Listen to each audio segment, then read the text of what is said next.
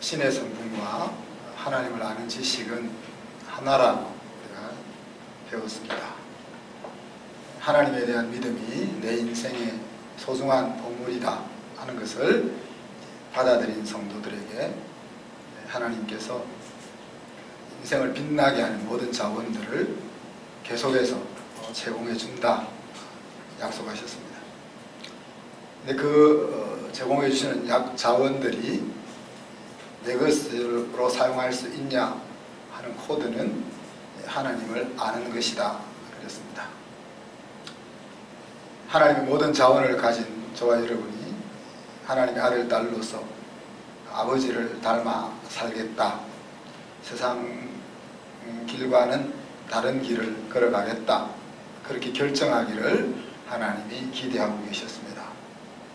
그리고 7가지 성품이 세월이 흐르는 만큼 무르익어 나타날 수 있도록 혼신의 수고를 다 해라, 네가 할 수 있는 수고를 다 하라, 그렇게 명령하셨습니다.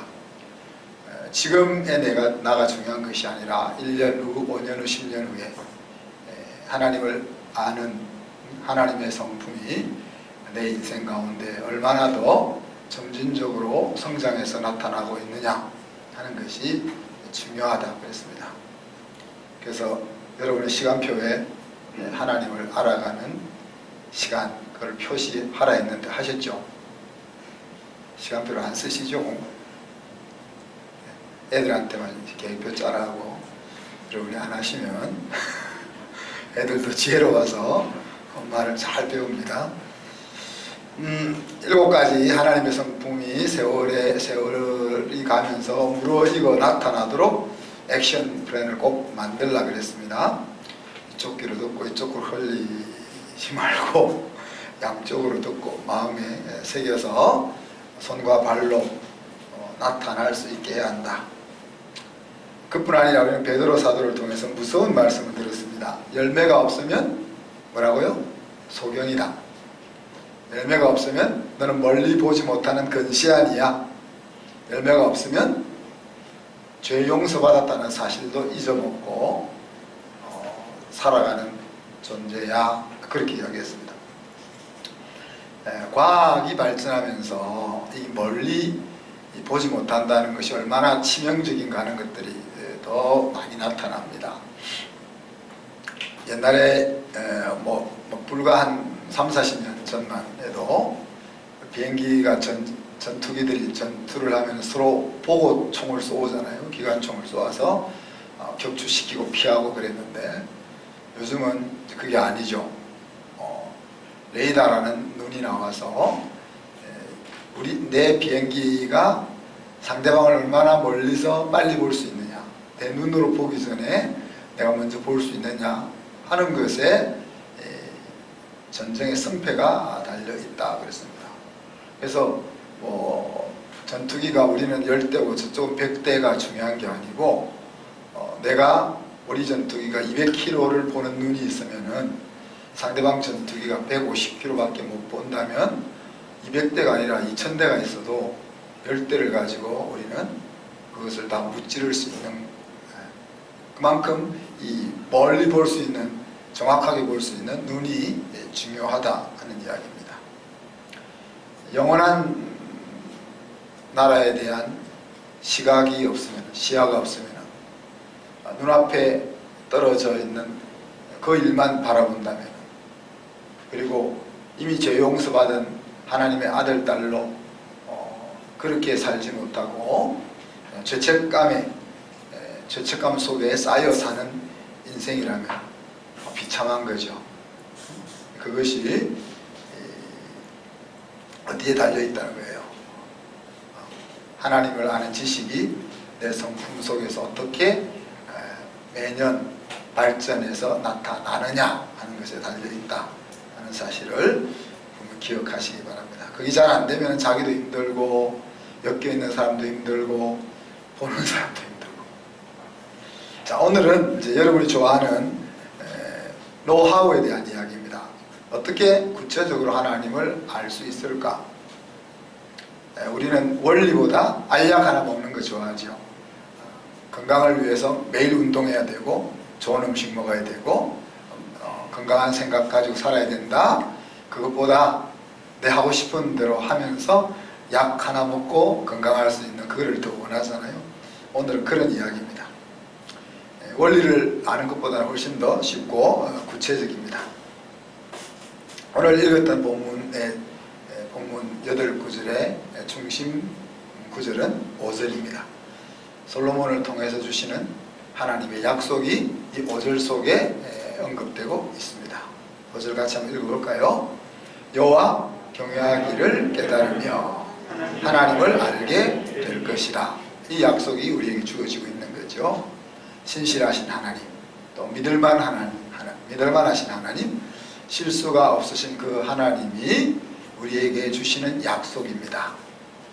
우리가 수표가 있으면 이 은행에 가서 수표를 보이면서 현금과 제발 현금을 좀 바꿔주세요라고 부탁하지 않잖아요.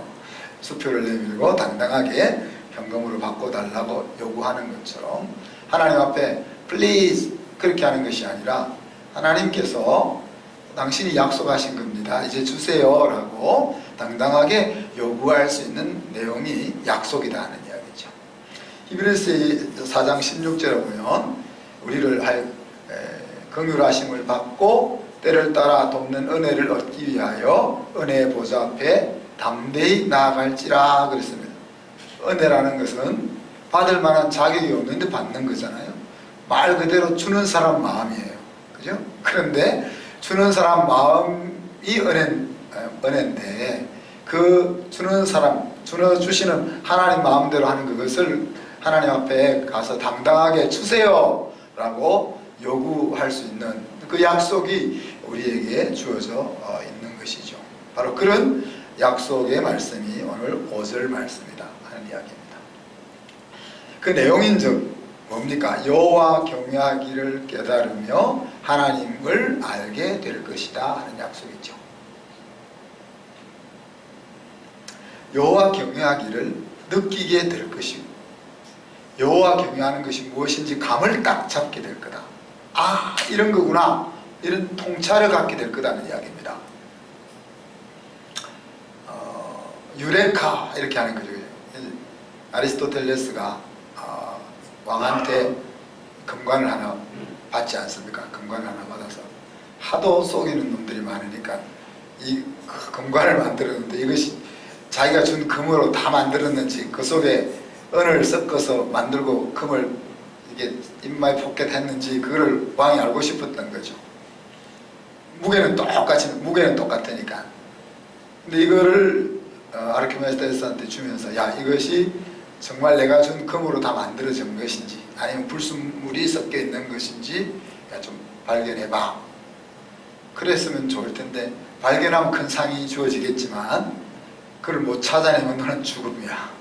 이렇게 하니까 마음이 얼마나 다급했겠습니까? 근데 뭐 암만 생각해도 생각이 안 나니까 에라 모르겠다 목욕이나 하자 하고 물속으로 풍덩 들어갔는데 물이 넘치는 그 상황 번뜩 떠오른 것이 뭡니까? 그 물에 넘치는 그 부피를 가지고 질량을 구할 수 있겠구나 하는 생각이 들어온 거죠. 그래서 그것이 이제 아르키메데스의 원리 아니겠습니까? 노래를 부르는 사람이 그 소리야. 우리 선생님, 우리 교수님이 야, 이 소리를 이렇게 내야지 라고 가르쳐 주시는데 그것이 딱 느껴지는 순간이 있다고 하더라고요. 저는 못 느껴서 못 느끼는데 우리 덕기 집사님 느낍니까?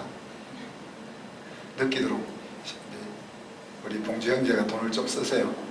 재주를 섞이지 않고 잘 느끼는 자리까지 갈 수 있도록 그거를 득음한다 그런 이야기 하잖아요. 득음한다. 그래서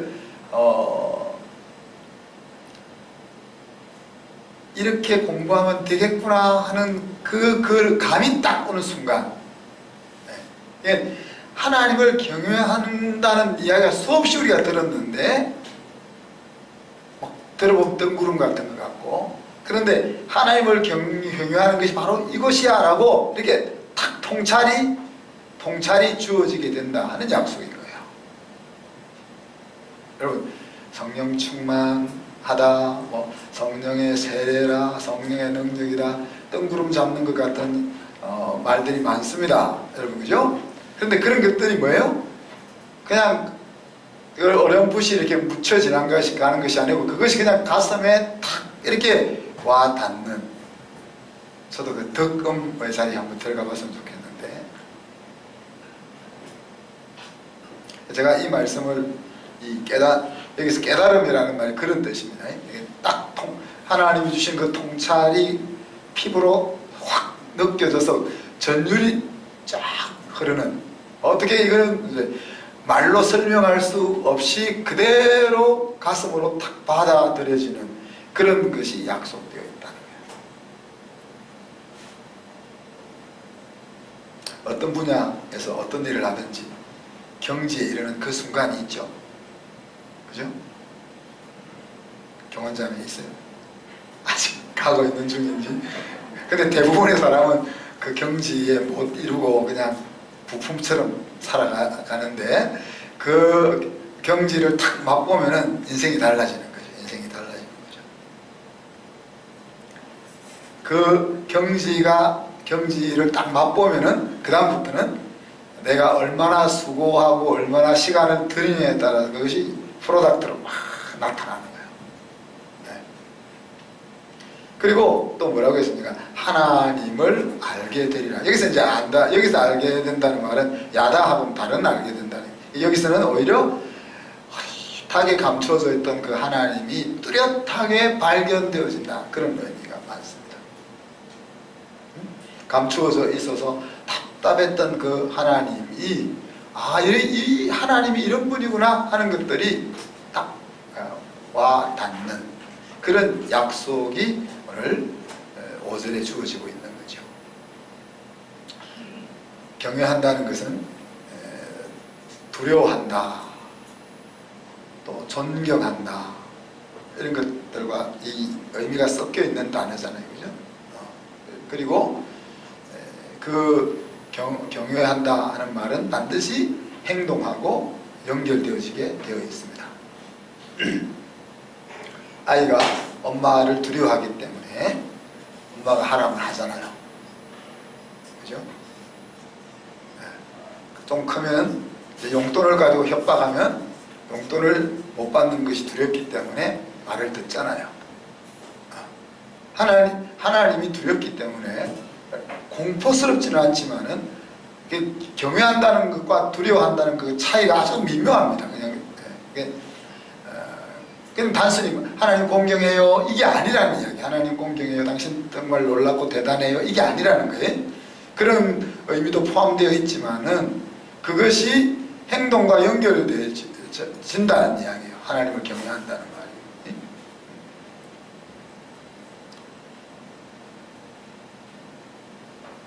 그래서 이제 제가 이렇게 여러 의미가 섞여 혼재되어 있는 것이 경외한다는 말이기 때문에 여러분이 쉽게 이해할 수 있도록 그 경외한다는 말을 제가 다른 단어로 바꿔서 사용하죠. 뭐 어떤 말을 씁니까? 의식한다. 의식한다. 할아버지가 옆에 있으면 아들이 자기 그 손자를 야단칠 때 약간 조심하죠. 약간 조심하죠. 자기 위에 아버지가 딱 있으니까 그런 거예요. 시어머니가 딱 있으면 며느리가 신랑한테 약간 조심하잖아요. 평상시 막 이렇게 하다가 발로 차고 이러다가 여보 이런 것들을 의식한다는 거예요. 하나님이 옆에 딱 계시니까 꼭 공포스러워서가 아니라 하나님 보고 있으니까 그런 의미들이 다 내포되어 있기 때문에 경외한다는 말과 이퀄되는 트랜슬레이션은 아니지만은 의식한다 하는 말이 훨씬 더 우리가 이해하고 행동하는 데는 도움이 된다는 이야기죠. 그래서 5절 이 약속의 말씀은 화이트했던 하나님을 발견해내고 하나님 앞에 산다는 것이 어떤 것인지 아는 그 통찰이 딱 내 마음에 손에 딱 잡히게 돼요. 그런 것이 주어질 것이다 하는 약속인 거예요. 근데 이 놀라운 약속은 하나님의 성품, 하나님의 속성에서부터 출발이 됩니다. 6절에서부터 8절까지 보면 하나님의 성품이 소개되죠. 하나님은 어떤 분입니까? 지혜를 주시는 분이다 그랬습니다.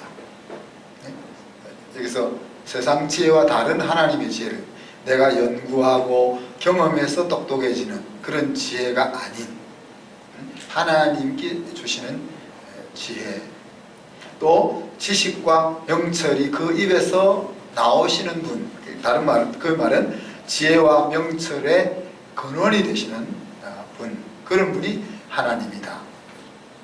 또 정직한 자를 위해서 완전한 지혜를 예비하고 계신 분이 하나님이다. 하나님의 지혜가 모든 사람에게 다 열려있는 것 같은데 그것을 자기 것으로 취할 수 있는 사람은 정직한 사람이라는 이야기죠. 그래서 정직하게 사는 사람에게 하나님의 지혜를 보여주시고 지혜를 주시는 분이다 하는 거죠. 또 행실 온전한 자에게 방패가 되어주시는 분이다. 흠잡을 것 없이 바르게 살아가는 그 사람, 그래서 세상에서 바보처럼 혹이 세상에서 손해보는 것처럼 살아갈지는 모르지만 그렇게 살아가는 인생을 하나님은 방패가 되어서 보호해 주시는 분이다. 이렇게 하나님의 속성을 이야기합니다. 그래서 이거를 통합해서 8절에 이렇게 이야기하죠. 하나님은 정의의 길을 보호하시고 성도들의 길을 보존할 그런 의도를 가지고 계시는 분이다 하는 이야기입니다. 그러니까 우리가 하나님을 안다면은 정의로울 수밖에 없는 것이고, 하나님을 아는 성도는 어떤 공포스러운 상황 속에서도 두려움 없이 담대하게 살아갈 수 있다 하는 이야기입니다. 우리가 정의롭지 못하고 우리가 두려움과 염려 가운데 살아간다면 그 이유는 내가 하나님을 아는 지식이 부족해서 그렇다 하는 이야기죠.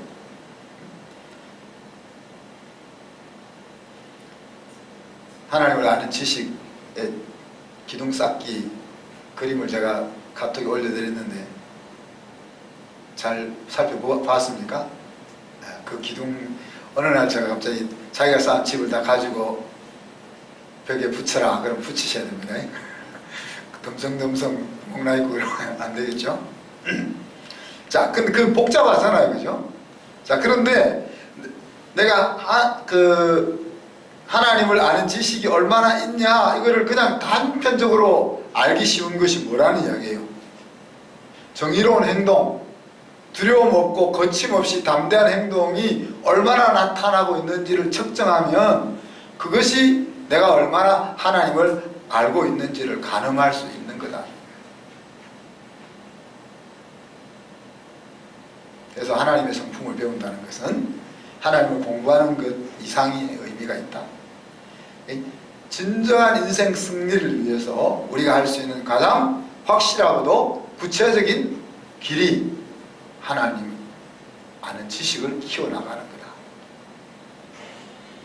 자, 그래서 이제 오늘 말씀의 서두에서도 이야기한 거죠. 그런 약속, 하나님의 성품에서 나온 그 놀라운 약속을 그럼 어떤 사람이 가질 수 있느냐 하는 것이 이제 1절부터 4절까지 나오고 있죠. 아버지의 말을 받으며 그리고 마음속에 간직하는 사람에게 그 약속이 임한다.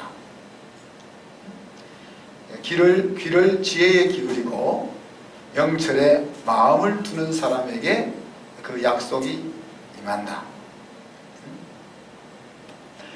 그 통찰을 막 찾기 위해서 소리 지르고 또 명철을 얻기 위해서 막 고함치는, 갈망하는, 마치 은을 찾아서 찾아다니는 사람처럼 값비싼 보배를 발견하고 그것을 사기 위해서 애쓰는 사람처럼 그런 열정을 가지고 하나님을 아는 지식을 추구하는 그 사람에게 이 약속이 임한다, 그렇게 이야기하는 거죠. 한마디로 이야기하면 하나님의 말씀에 대해서 내가 어떤 태도를 가지고 있느냐, 그리고 내 마음의 관심사가 어디에 두고 있느냐, 그리고 그 관심이 있다면은 삶으로 마음의 행동을 얼마나 나타내고 있느냐 하는 것에 여호와를 경외하는 통찰력과 하나님을 발견해내는 그 약속이 주어진다는 이야기입니다. 자, 잠언에 보면, 잠언 3장 5절 6절에 보면, 너는 마음을 다하여 여호와를 신뢰하고 내 명철을 의지하지 말라. 너는 범사에 그를 인정하라. 그리하면 내 길을 지도하시리라 그러잖아요. 하나님의 말씀을 받는다 하는 말은 하나님의 생각이 내 생각보다 더 똑똑하고 지혜롭다라고 받아들이는 거예요. 여러분 어떠세요? 하나님의 생각 앞에서 나의 똑똑함을 내세우지 않는 그것이 말씀을 받는 거다.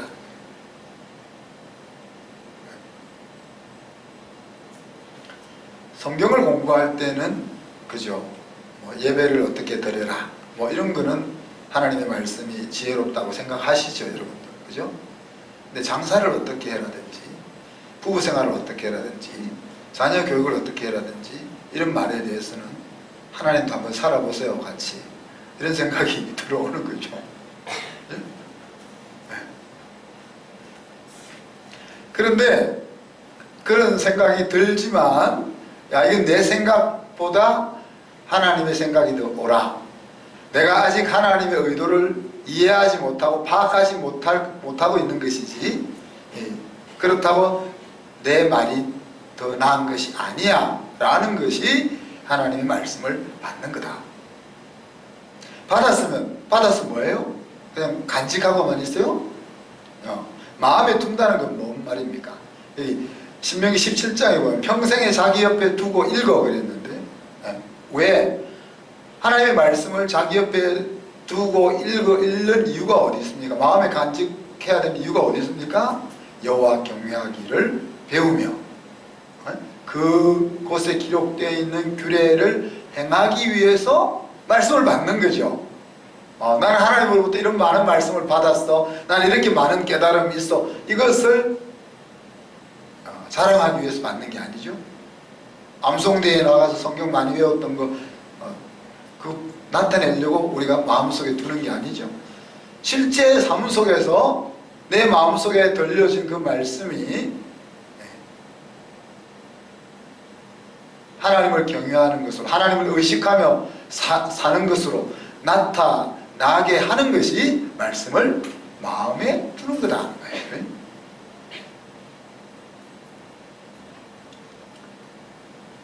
또 여호수아 1장 8절에서는 말씀을 마음에 두고 매일 묵상하면서 그렇게 되면 좌로나 우로나 치우치지 않고 하나님의 말씀을 따라 살아갈 수가 있고, 그렇게 되면 형통한 길을 갈 수 있다 하는 이야기죠. 그러니까 말씀에 대한 우리의 자세가 나의 행동이 기준이 되게 하는, 그래서 하나님의 생각이 내 계획과 내 생각보다 더 똑똑하고 더 훌륭하고, 그리고 그 말씀을 마음속에 담고 그것이 내 행동과 계획의 기준이 되게 하는 그런 사람에게 뭐가 있다고요? 여호와 경외하는 그 감을 잡는 축복, 흐릿한 하나님이 또렷하게 내 눈앞에 나타나게 되는 그 축복이 임한다는 거죠. 또 귀를 돌려 지혜에게 두며 그랬습니다. 우리의 귀로는 꼭 이 귀만을 이야기하는 건 아니겠죠. 보는 것, 듣는 것, 우리가 수집하는 수많은 정보들, 우리는 세상의 지혜와 세상의 성공의 소리를 여러 가지 오감을 통해서 계속해서 접하게 됩니다. 또 일부러 그쪽으로 이렇게 귀를 기울일 때도 있죠. 근데 그쪽에 이 귀를 기울이던 것을 터닝해서 어디로? 하나님의 지혜로 터닝한다는 이야기죠. 그죠? 하나님의 지혜로 터닝한다는 이야기입니다. 그래서 우리 속에 지금 들려오고 있는 그런 것, 야, 그것이 해피 석세스에 이르는 길이 아니야 라고 우리가 생각하고 하나님의 지혜 쪽으로 내 마음을 돌리는 그 사람에게 오늘 5절의 약속이 주어진다는 이야기입니다. 그것이 사람들에게는 어리석어 보일 수 있겠지만 그러나 우리의 마음을 돌려서 하나님께로 향하는 우리가 최후에 웃을 수 있는 사람이 되는 것이죠. 자, 또한 더 나아가서 우리가 값비싼 진주를 찾는 진주장수를 한번 생각해 보십시오. 그죠? 정신 나간 사람이지. 저한테는 진주가 하나도 가치가 없거든. 차라리 빵이 낫지. 근데 우리 은정 권사님도 보석을 별로 안 좋아하는 것 같은데, 보석을 좋아하는 사람한테는 그 값비싼 진주는 굉장한 거잖아요. 그죠? 굉장한 거잖아요. 그러니까 집을 다 팔아서 그걸 사지. 나중에 신랑한테 쫓겨날 망정 그거를 사는 거죠. 예? 어떤 사람은 보물지도를 가지고 뭐 바다에 빠진 보물선을 끄집어 올리기 위해서, 그죠? 저 보물선을 끄집어 올리기만 고생끝 행복 시작 이런 생각을 가지고 친척들 돈 다 끌어모아 가지고 인생을 허비하다시피 쏟아붓는 사람도 있잖아요. 근데 그런 열정, 그런 열정을 어디에? 하나님을 알고자 하는 그것에 그런 열망을 쏟는 사람에게 하나님의 약속이 임한다는 이야기죠.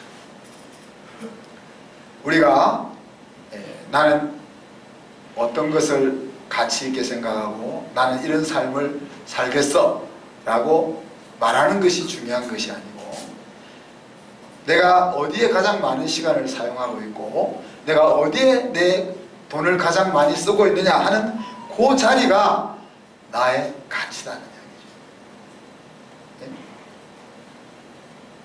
이야기죠. 여러분 아내한테 돈을 제일 많이 써야 되고 여러분 신랑한테 제일 시간을 많이 써야 됩니다. 당신 나 사랑하는 거 알지? 그렇게 말하면 안 되는 거예요. 저는 무리를 가르며 헤엄치는 저를 가끔 생각해 봅니다. 제가 부산 바로 바닷가에서 태어났는데 수영을 못 하잖아요. 네? 아름다운 목소리로 하나님을 막 찬양하고 싶은 그런 찬양하고 있는 모습을 가끔 생각하거든요. 힘을 빼고 물에 뜨는 것이 어떤 것인지를 느끼게 해주는 사람이 없어서 제가 아직도 물에서 헤엄을 못 친단 말이에요. 이 소리가 그 소리구나 하는 그거를 딱 느끼게 그 잘하는 선생님이죠. 그죠? 아까도 얘기한 것처럼 내가 우리 그 은정 권사님한테 우리 요셉이 공부 많이 하는데 성적이 공부하는 시간만큼 오르지 않는 것은 엄마 책임이 크다. 왜?